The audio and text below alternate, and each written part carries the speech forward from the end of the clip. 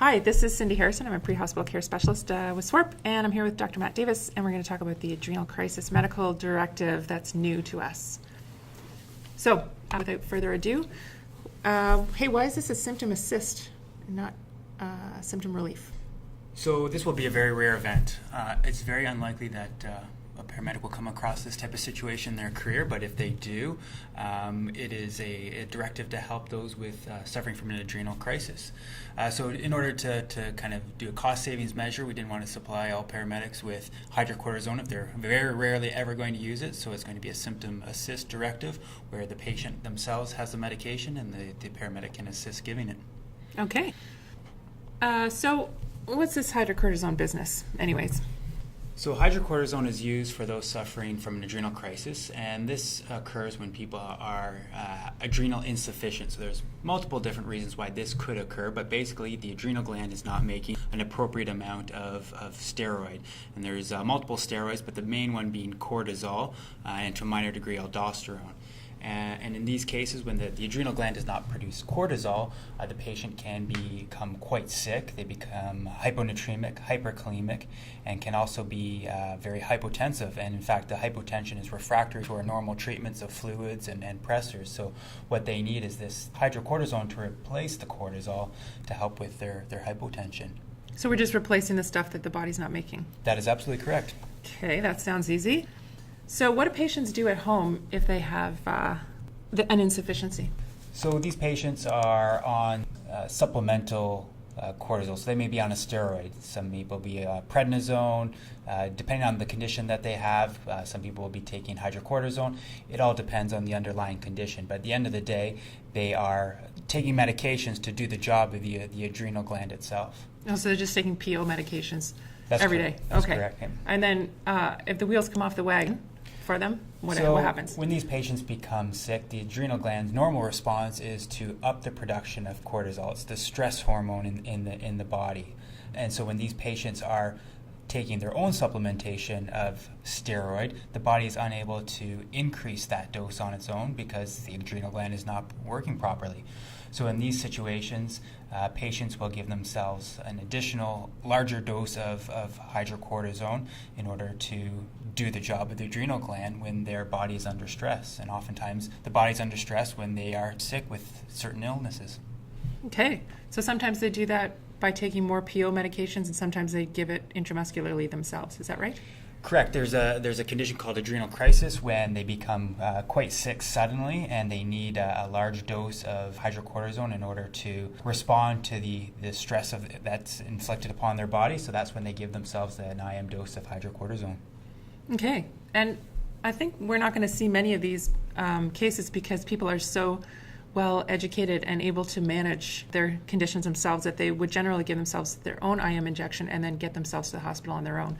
Absolutely. So these patients are well aware of their condition. They would have their own hydrocortisone and it would absolutely themselves or a caregiver give themselves their own dose of hydrocortisone. This directive was developed for situations where the patient has their medication, but for whatever reason they are unable to give it to themselves or a caregiver is not available to give it to themselves. And this is where the paramedics can assist with the administration of this medication. Okay. And that just goes to reflect that it will probably be a very rare occurrence that this will ever occur because most of the times patients are going to be able to give themselves their own medication or a caregiver will be able to do it for them. So the causes potentially of crises, adrenal crises, would be essentially anything medical or trauma, it looks like, that would stress the body. Absolutely. So anytime we get sick, our adrenal glands kind of ramp it up and produce these stress hormones, and this is the natural stress response to infectious processes, traumatic processes, anytime the body is under stress from these physiological attacks. And so if the body is under stress from a physiological attack but doesn't have enough of its own cortisol, then what does it look like? So basically there are lots of different symptoms that these patients can have, but they can get quite sick, so they become hypoglycemic because they're not producing the normal hormones to release glucose. They often have vomiting, diarrhea, abdominal pain, so your GI symptoms. They become hypotensive, so they can present with syncope. Again, they can mount a fever due to the infectious response. They may have a decreased level of consciousness. They can be tachycardic and, of course, hypotensive. So kind of the SIRS response, the sepsis kind of picture, or any kind of indication that the body's undergoing stress. And so the suspected adrenal crisis medical directive looks like this, and it's the same for both primary care and advanced care paramedics. The contraindications would be an allergy or sensitivity to hydrocortisone, and I'm going to guess that would be a pretty rare event. Well, I think it's kind of just a standard in all the directives. That's the contraindication to all the medications. But in these situations, the patients will have this medication. They've been given it before, most likely. They will not have an allergy to it because they actually need this medication in order to survive. So, 10-4. Treatment. So here's where we get into some useful nitty-gritty. So the dosing is 2 milligrams per kilogram to a max of 100 milligrams one time. And the most important clinical consideration is that all patients who have received hydrocortisone must be transported. Absolutely. So these are sick patients. They're going to require in-hospital investigations as well as most likely admission. They've been quite sick with this. They can become quite hyponatremic, hyperkalemic, so they will need hospital care.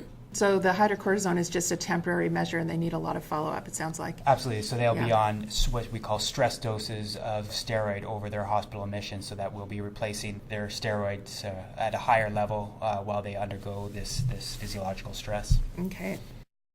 So this is what the hydrocortisol looks like, and let's have a quick look at how to reconstitute it. We'll look at this video.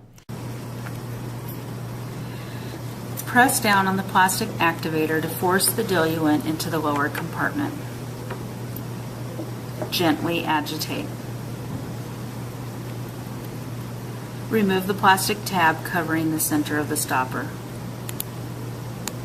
Sterilize the top of the stopper.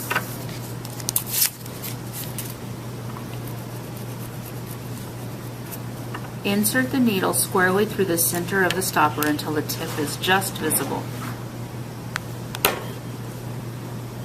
Invert the vial and withdraw the dose. Remove air.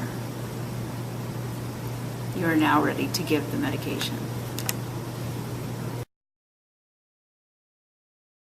So to recap the recap, 2 milligrams per kilogram to a max of 100 milligrams one time.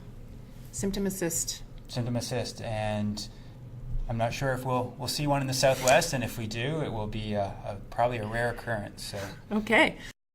So this is going to come into effect on July 17th of 2017. Not before, but starting on the 17th. That's right. Okay. Thank you.